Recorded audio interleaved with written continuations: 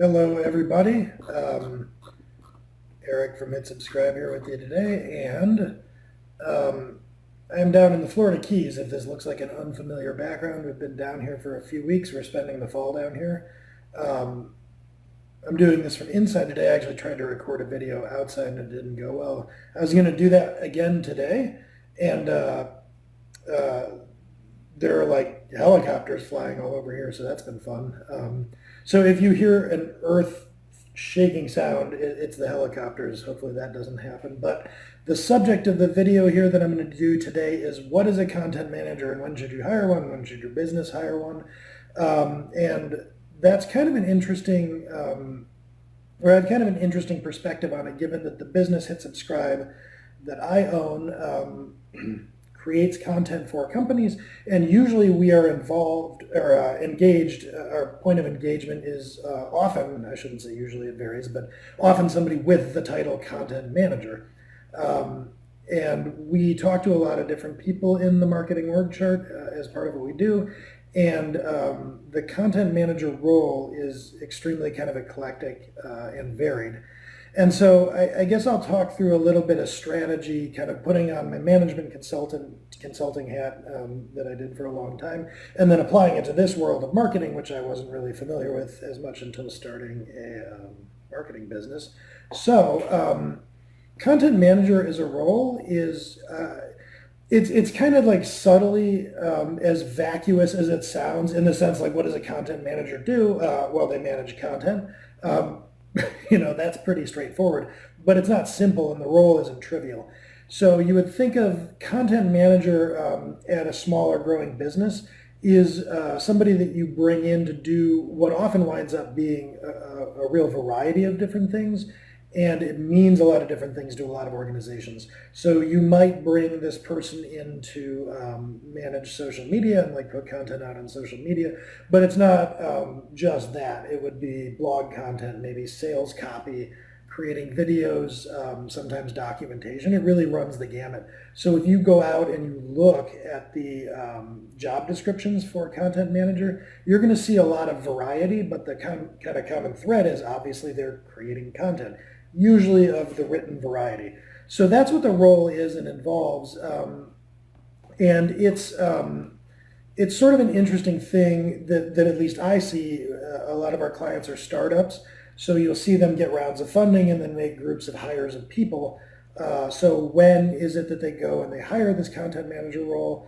Well, usually something along the lines of this happens. A round of funding comes in, or maybe if you're a bootstrap business, you get to a certain size and you think, hey, we really ought to have blog content and we ought to be on social media, we ought to be doing all these things more, maybe our site copy isn't the best. So I have an idea, a commitment device. I'm going to hire a human being as a full-time employee, and that's going to cost, $60,000 a year or something, and that's going to really kind of force us to move the needle on content.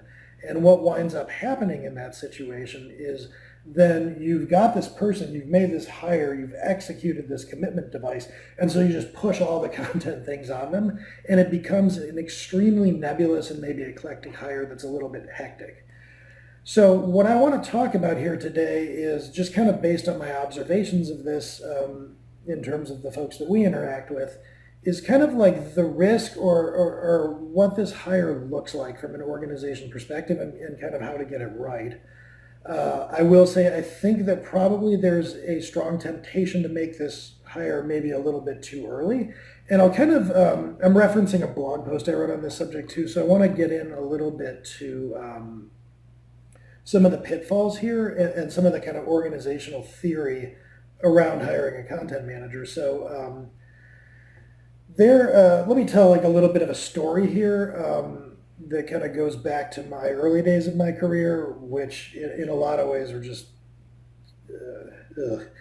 so I graduated with a computer science degree right into the teeth of the dot-com bubble bursting. So I had this shiny new computer science degree, and absolutely nobody wanted to hire entry-level people into computer science at that time.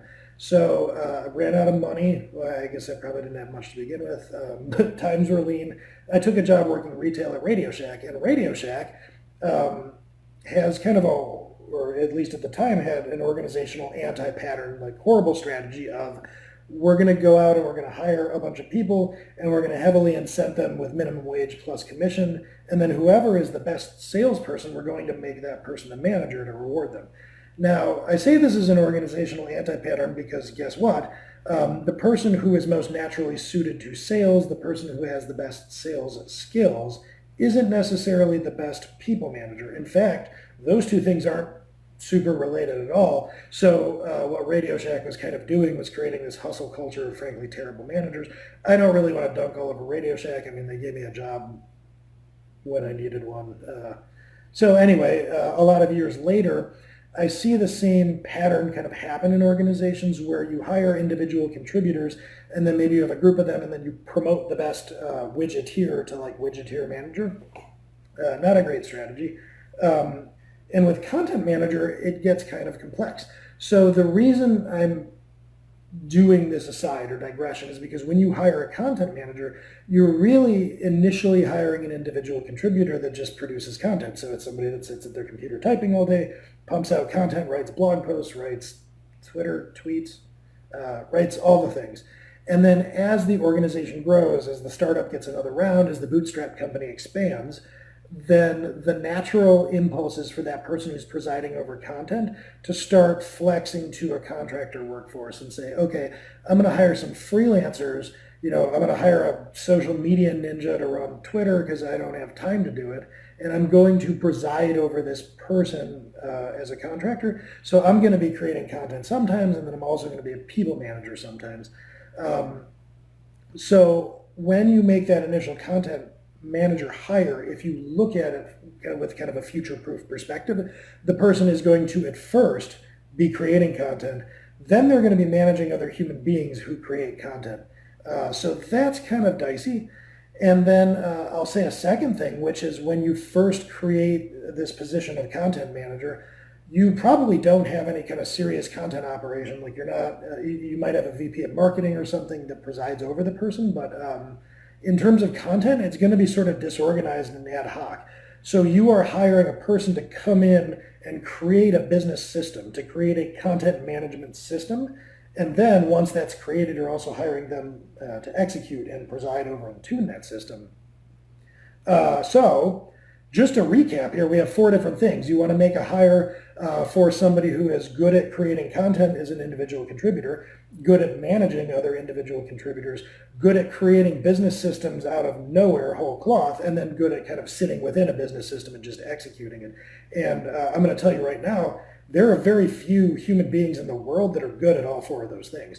They're 4 super disparate skills. And so the trouble here is that you're making a hire that's inevitably going to have to flex in a way that might not be natural at all for that person. So to kind of get into, risk mitigation here, as a consultant, if I were to look at these skills, so we've got creating content, managing people, constructing business systems, and operating business systems.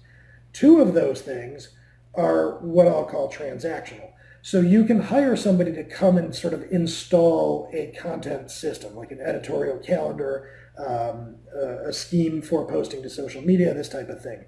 That can be a transactional, a one-time thing that somebody comes in and sets up and then leaves it to another person to execute from there forward.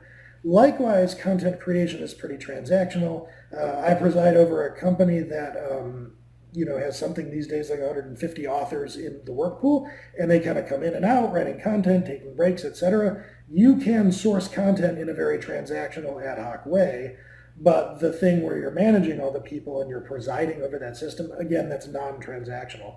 So to kind of recap there, if you think of the business or the skills of the content manager as transactional or kind of permanent, the permanent part of this hire is managing the freelancers or the workforce of creating content and presiding over and tuning and executing the content system.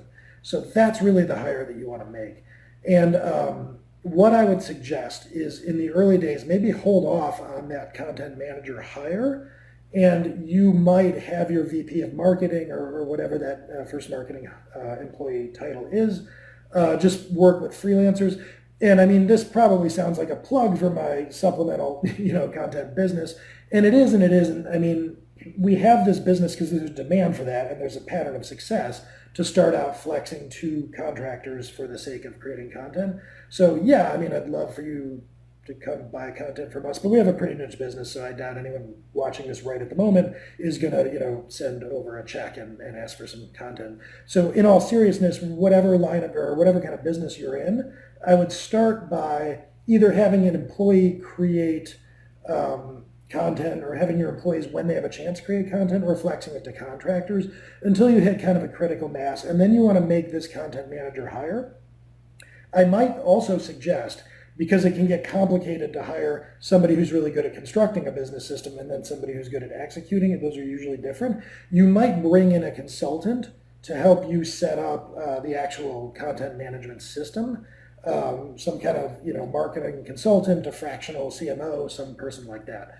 And they'll help you get that system set up. Now, the hire that you make, and you're going to get that salary to, is going to be managing freelancers and kind of executing that system. And that is just a good, solid operations hire. You're going to bring in somebody with the people skills required to manage human beings, and you're going to bring in somebody with kind of the operational mindset to get into a system and figure out ways to improve it and tune it and preside over it. So that, in a nutshell, is kind of my management consultant slash owner of a content business take on hiring for the content manager position. Your mileage is going to vary a lot because the kinds of content that different businesses need are really disparate and super different.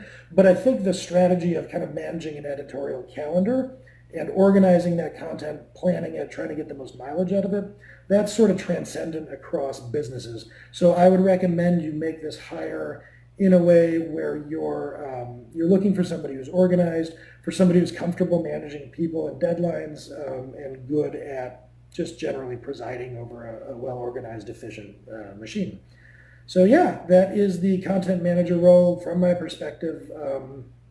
It is typically not, it's probably not one of your first, 5 or 6 employees. It's usually as your company's getting bigger.